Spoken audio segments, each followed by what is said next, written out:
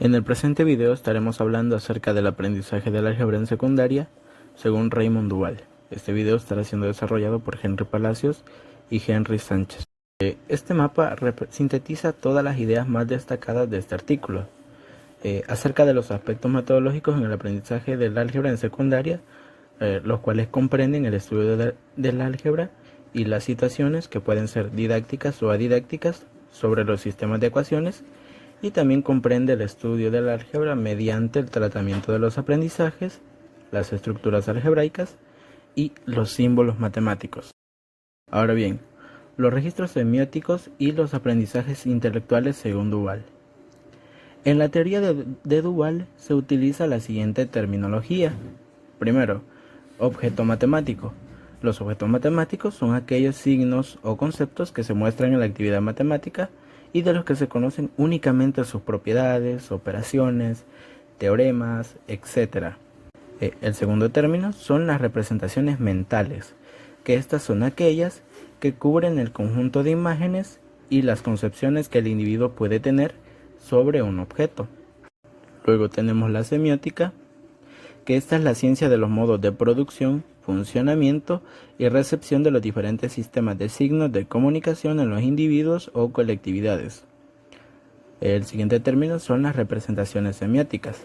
Estas hacen referencia a aquellas producciones constituidas por el empleo de signos que le permiten a un individuo exteriorizar sus representaciones mentales para hacerlas visibles o accesibles a los demás.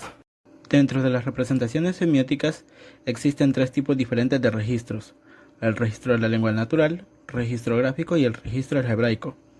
Luego tenemos la semiosis, que esta es la aprehensión o la producción de una representación semiótica. El siguiente término es la noesis, que estas son los actos cognitivos como la aprehensión conceptual de un objeto, la comprensión de una inferencia, etc. Luego tenemos el tratamiento, que este es la transformación de la representación al interior de un registro, de una representación o de un sistema. Luego tenemos la conversión, que esta es la transformación externa del registro de representación de partida. Y por último tenemos la congruencia, de donde la congruencia entre registros existe cuando se cumple la correspondencia semántica, el orden y la transformación. Ahora bien, los registros de representación, comprensión y aprendizaje. A través de diversos libros, pizarras, etc., podemos ver diversos conceptos matemáticos representados por sistemas matemáticos de signos. Cada uno de estos signos forman parte del mundo real, donde en la mente de las personas se producen ciertos procesos mentales y los objetos externos a las personas generan representaciones mentales internas. Estas representaciones se pueden agrupar en tres tipos. Primero, las que la persona considera externas, es decir, aquellas representaciones internas que son el resultado de la codificación de estímulos externos. Luego tenemos las propiamente internas y finalmente las representaciones internas, que sirven para realizar representaciones consideradas externas, es decir, representaciones internas que se pueden decodificar. Un ejemplo de ello es el triángulo de Ogden, donde se puede representar en A la realidad sobre variables, en B el símbolo y en C su concepto como característica susceptible de ser evaluada. Podemos considerar a los símbolos mentales con una cierta corporeidad, así como la evocación de objetos, etc. También los objetos representados por estos símbolos mentales pueden ser ostensivos o no ostensivos, así como observan en la imagen. En el caso de los objetos ostensivos, estos son intersubjetivos debido a que pueden presentar a otra persona, así como los preceptos, que estos forman parte de las experiencias materiales de las personas. En cambio, los objetos no ostensivos, tales como los conceptos, ideas, etc., personales del sujeto, pueden ser considerados de dos formas diferentes: como objetos con una realidad independiente de las personas, y segundo, pueden ser considerados como objetos institucionales, es decir, que surgen de una construcción social. Ahora bien, el entendimiento de los estudiantes está vinculado a la conexión entre las representaciones internas y externas, donde explicar un objeto matemático requiere una congruencia adecuada entre los registros de representación, por lo que intentar que un sistema semiótico se convierta en un registro de representación según Duval debe posibilitar las tres actividades siguientes que están ligadas a la semiosis. Una de ellas es la formación de una representación, donde dicha formación sea reconocible como una representación de un registro dado. La siguiente actividad es el tratamiento de una representación, donde dicho tratamiento sea una transformación interna a un registro. Y finalmente tenemos la conversión de una representación, donde esta transformación de una representación a otra permita guardar parte del significado de la representación inicial. Las representaciones según Duval. Estas representaciones pueden ser conscientes o no conscientes. Si son representaciones conscientes, hacen referencia a aquellas donde aparece algo. Además, estas representaciones están divididas en internas o externas, donde las representaciones internas no son observables, así como las representaciones mentales que son útiles para la interiorización de los preceptos. En cambio, las representaciones externas sí son observables, tales como la representación semiótica, donde esta es útil para el desenvolvimiento de la actividad matemática y la comunicación. En cambio, las representaciones no conscientes son aquellas que huyen de la percepción del sujeto. Además, estas representaciones únicamente pueden ser representaciones internas. Por lo tanto, la enseñanza de la matemática se planifica como si estuviéramos coordinando distintos registros de representación semiótica de forma rápida y natural. Sin embargo, el paso de un registro a otro no siempre es natural, por lo tanto, si queremos que las representaciones sean congruentes, es necesario que cumplan las siguientes condiciones. Primero, la correspondencia semántica entre las unidades significantes, es decir, que exista una correspondencia entre las unidades significantes tomadas de un registro y las de otro. La segunda condición es el orden, es decir, el mismo orden de aprehensión de las unidades significantes. Cuando hablamos de aprehensión, hacemos referencia a captar algo por medio de los sentidos. Y la tercera condición es la univocidad semántica terminal, es decir, que a cada unidad en el registro inicial le corresponde una en el registro de llegada. A continuación vamos a hablar acerca del álgebra y las estructuras algebraicas. Bueno, el álgebra como instrumento de la modelización matemática. El razonamiento algebraico consta de representar, generalizar y formalizar patrones y regularidades en cualquier aspecto de la matemática. El uso del lenguaje y el simbolismo se irá desarrollando mediante el razonamiento en el que se apoya y comunica el pensamiento algebraico, en especial con el uso de variables, ecuaciones y funciones que están relacionadas en este campo. En consecuencia, los docentes tienen que construir esta visión del papel central de las ideas algebraicas en la actividad matemática y sobre cómo desarrollar el razonamiento algebraico a lo largo de los distintos niveles. Algunas características de razonamiento algebraico que son sencillas de adquirir por los estudiantes y por lo tanto deben conocer los docentes son las siguientes. La primera característica son los patrones o regularidades que existen y aparecen de manera natural en la matemática. Estos pueden ser reconocidos, ampliados o generalizados, y además el mismo patrón se puede encontrar en muchas formas diferentes. La segunda característica hace referencia a la eficacia, es decir, que podemos ser más eficaces al expresar las generalizaciones de patrones y relaciones usando símbolos. La tercera característica son las variables, que estas son símbolos que se ponen en lugar de los números o de un cierto rango de números. Y por último tenemos las funciones, que estas son relaciones o reglas que asocian los elementos de un conjunto con los de otros, de manera que a cada elemento del primer conjunto le corresponde uno y solo uno del segundo. Además, estas se pueden expresar en contextos reales mediante gráficas, fórmulas, tablas o enunciados. Con relación a la segunda característica, hay que destacar que entre los símbolos que usamos para expresar las generalizaciones de patrones y relaciones sobresalen los que permiten representar variables y los que permiten construir ecuaciones e inecuaciones. Con relación a la tercera característica, hay que destacar que las variables tienen significados diferentes dependiendo de si se usan como representaciones de cantidades que varían o cambian, como representaciones de valores específicos desconocidos o formando parte de una fórmula. En el caso de la cuarta característica, Hay que destacar que todas las representaciones de una función dada son simplemente maneras diferentes de expresar la misma idea. Ahora bien, las características del álgebra. Estas son las siguientes. La primera, el uso de símbolos, que habitualmente son letras que designan elementos variables o genéricos de conjuntos de números u otras clases de objetos matemáticos. La segunda característica son las expresiones de relaciones entre objetos mediante ecuaciones, es decir, fórmulas, funciones y la aplicación de unas reglas sintácticas de transformación de las expresiones. También existen instrumentos ligados al álgebra que deben ser tomados en cuenta. Los primeros son las variables, ecuaciones, funciones y las operaciones, que estos son instrumentos de modelización matemática de problemas procedentes de la propia matemática, pueden ser aritméticos o geométricos, o problemas aplicados de toda índole, así como problemas de la vida cotidiana, financieros, físicos, etc. La segunda es la visión ampliada del álgebra. Esta, como instrumento de modelización matemática, es la que se puede y debe ir construyendo progresivamente desde los primeros niveles educativos, puesto que la modelización algebraica es una cuestión de grado.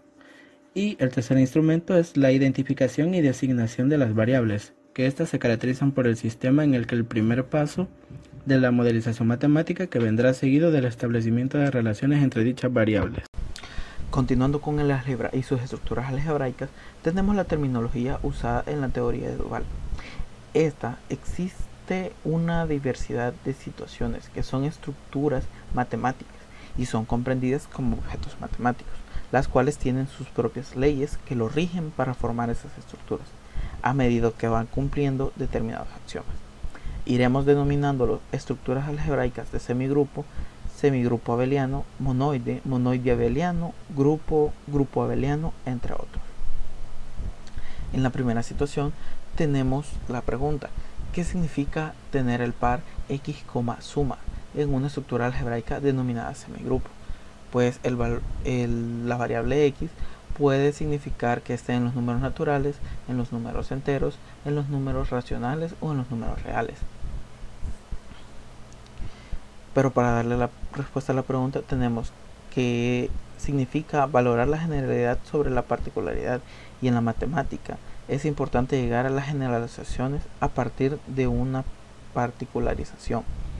La operación suma o más es la adición usual definida en cualquiera de los dos conjuntos numéricos que cumplen con la propiedad de la asociatividad. Como podemos ver, los números naturales junto a la suma es un semigrupo, porque el valor de a más entre paréntesis b más c es igual a tener el valor de a más b entre paréntesis más c, sabiendo que estos tres números pertenecen a los números naturales. De manera análoga sucede con los números enteros, los números racionales y los números reales.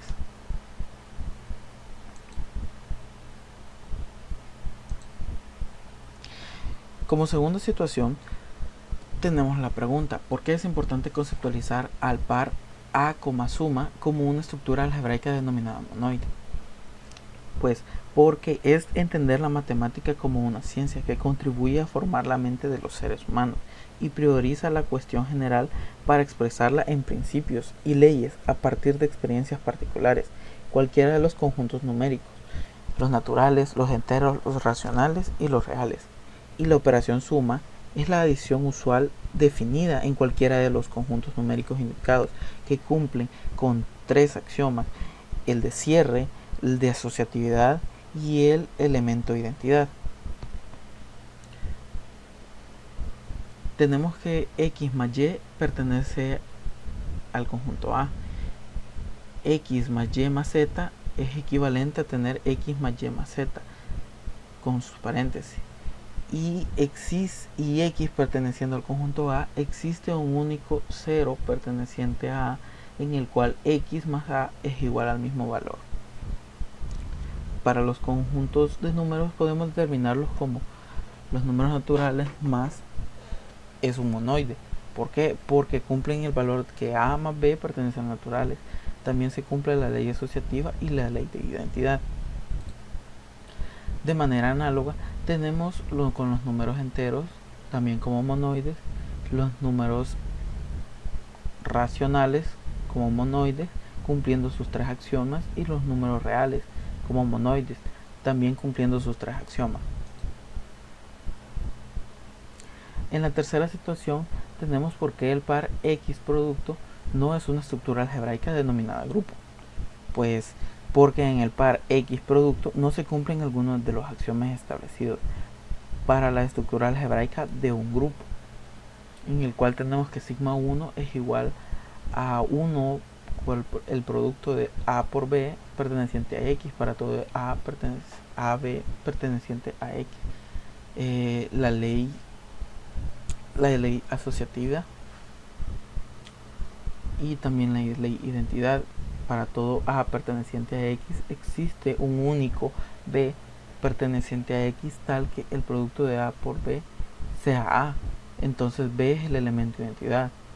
Pero también tenemos que para cada A perteneciente a X existe un único C perteneciente a X tal que A por C es igual a B y B es el elemento de identidad. Entonces llegamos a la conclusión que no cumple algunos de los axiomas para un grupo, es decir, el producto de n de los naturales con el producto no es un grupo porque no cumple la identidad, la propiedad para cada A perteneciente a los naturales, existiendo un número, no existiendo un único B perteneciente a los naturales tal que A por B sea igual a 1. De manera análoga sucede con los reales, con los racionales y con los números enteros. Cualquiera de los conjuntos numéricos, enteros, naturales, racionales y reales, y la operación producto es la multiplicación usual definida en cualquiera de los dos conjuntos numéricos anteriores. Así que podemos concluir que basta con que no se cumpla una propiedad para no considerarlo grupo. Es fundamental que se debe tener presente la matemática en cada situación y en la vida cotidiana. Símbolos como representaciones de objetos y los símbolos como objetos. Tenemos los símbolos matemáticos. El uso de las expresiones algebraicas, expresiones con letras, operaciones y números, aumentan considerablemente y los estudiantes empiezan a utilizar, entre otras, identidades notables, como lo puede ser la suma de un cubo, suma de cubos, diferencia de cuadrados, trinomio cuadrado perfecto, etc. El camino que va desde la manipulación, por ejemplo, de fórmulas geométricas para encontrar las distancias que hay de un punto a otro o el área de una figura geométrica, hasta la suma y el producto de polinomios. Es un camino largo y complejo y lleno de dificultades, en las que se pueden encontrar dos etapas para comprender mejor. Tendemos en los símbolos sustituyen números, segmentos u otros objetos y su función es representarlos.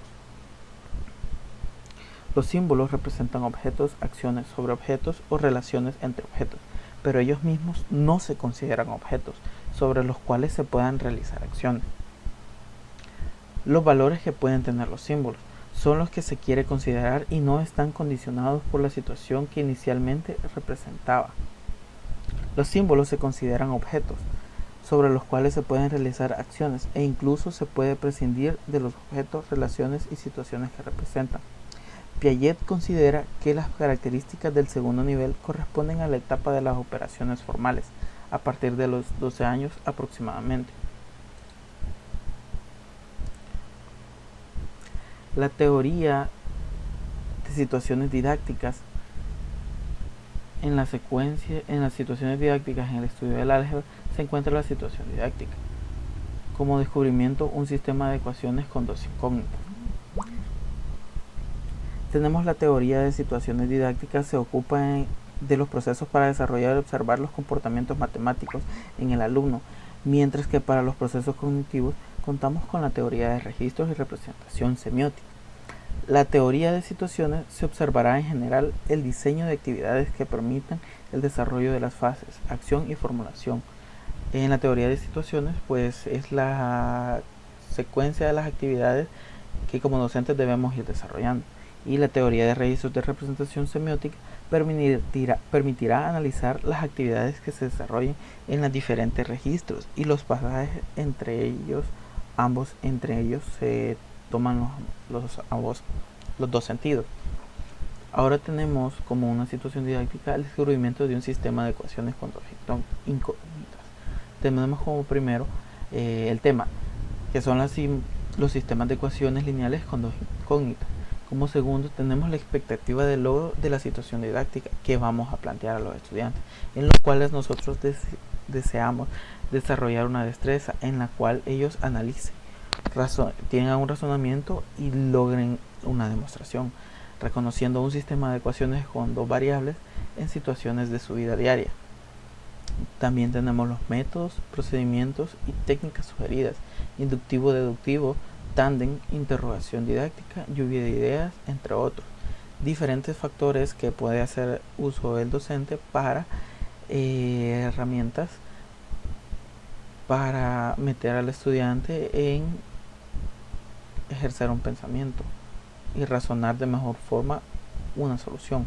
También tenemos los medios inmateriales o las hojas, que son hojas estructuradas, en la cual para este caso tenemos que se elabora una ficha de trabajo o guía de ejercicios donde se detalla en orden de complejidad y lógica en cómo trabajar con las ecuaciones de dos incógnitas, dado que se va a ir descubriendo poco a poco. Como parte final se tiene la aplicación de la situación didáctica, la cual consiste en que la acción es lo primero que se debe realizar, en la cual se debe indicar a los estudiantes en qué consiste la actividad. La guía de ejercicio consiste en entregar a los estudiantes la ficha de trabajo para que se trabaje a un principio individualmente. Luego de tener la ficha de trabajo, los alumnos deberán proceder a dar una respuesta con el uso de los conocimientos previos que estos manejan. Luego sigue la formulación.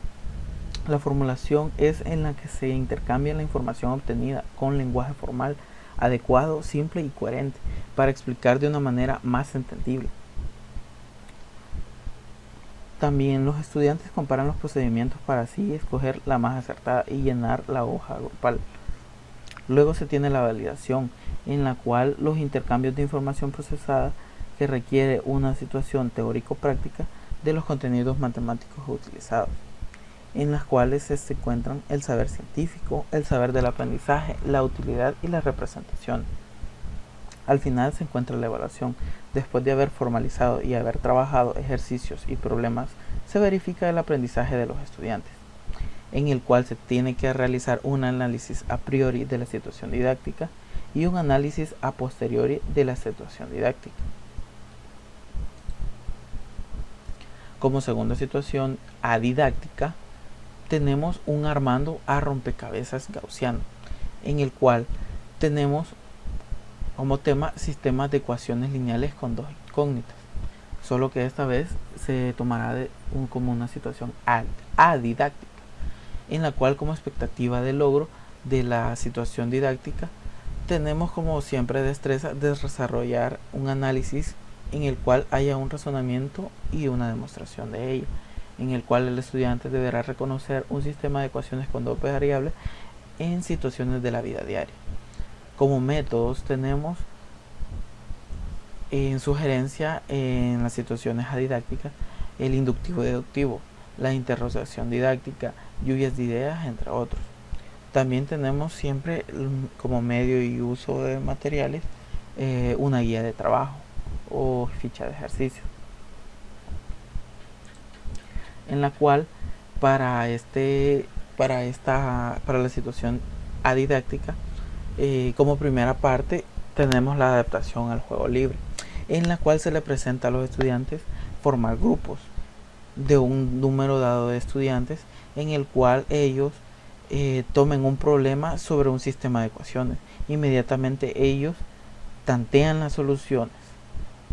Ahora se les pide que como segunda etapa estructuren y condicionen las restricciones y las reglas del juego, en las cuales expresen el problema planteado a través de un sistema de ecuaciones.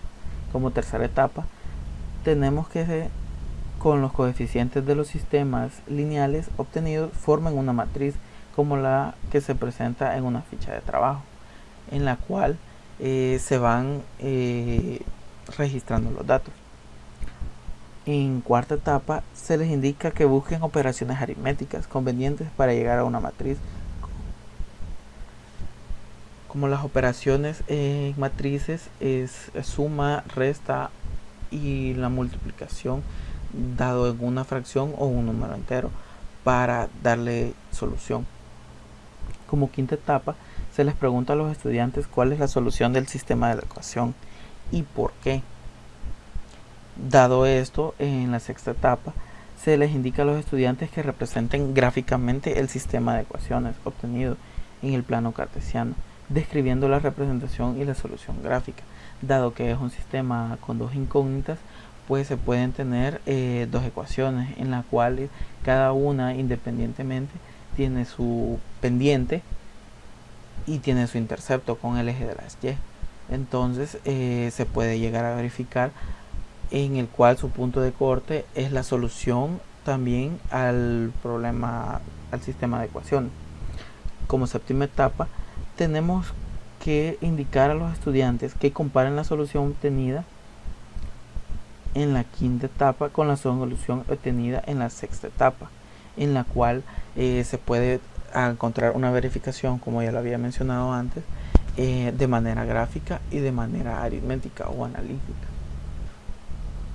Como octava etapa se les presenta a los estudiantes la formalización del método de solución sugerido en la ficha de trabajo, llamado el método Gauss-Jordan, el cual sirve para encontrar la solución a los sistemas de ecuaciones con dos incógnitas, en los cuales se hacen uso de matrices, y no como la situación didáctica que vimos en la primera situación. Eso es todo de nuestra parte. Gracias por la atención prestada y que tengan un feliz día.